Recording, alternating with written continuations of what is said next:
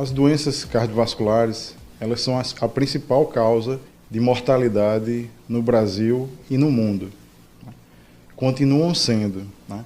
Apesar da taxa de mortalidade ter decrescido muito, da melhora do tratamento, né, das políticas de saúde instituídas no Brasil e no mundo, a mortalidade em números absolutos ainda continua crescendo, né? Isso se deve à maior expectativa de vida das pessoas.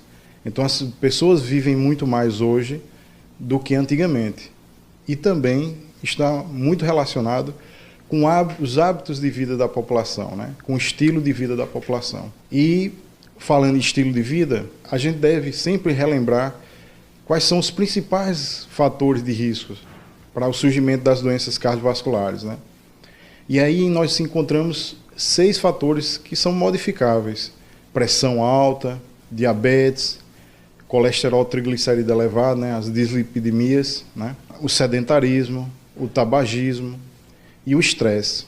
São fatores modificáveis que, para cada um desses que eu citei, nós temos que procurar fazer uma mudança no sentido de melhora, né? E um fator que a gente não tem como fugir, né, que é a história de vida da família da gente, a genética, né?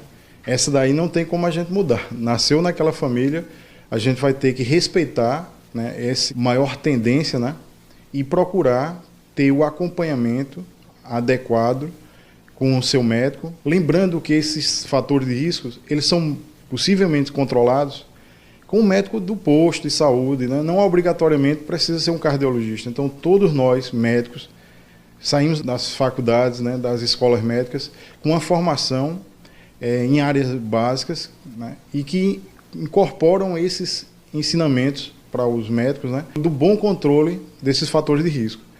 Então, o cardiologista ele é reservado, muitas vezes, para situações em que não se consegue um controle adequado. Obviamente, nós estamos sempre abertos a qualquer paciente.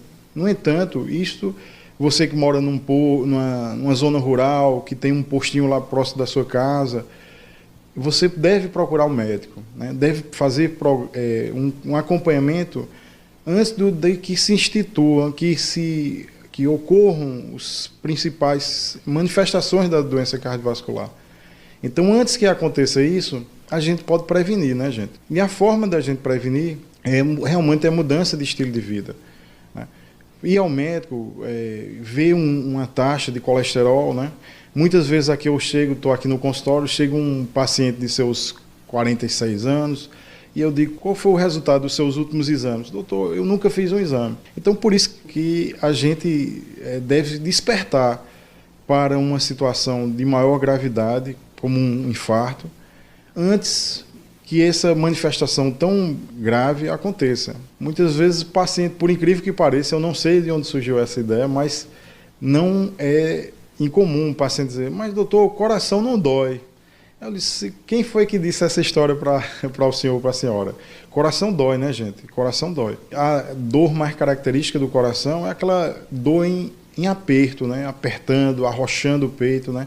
Ou um peso no peito. Na grande maioria das vezes, associado a outros sintomas, né? Como, por exemplo, sudorese profusa. Não é aquele suor das mãos, da testa, não, só como o corpo todo, aquele suor pegajoso, né? Aquele suor frio, associado muitas vezes à palidez. Você vê uma pessoa que está infartando, ela fica pálida, ela muda o semblante dela, né? Fica sudoreica, a sensação de falta de ar, né? O fôlego curto, né?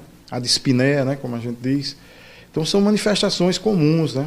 de doença cardiovascular, né?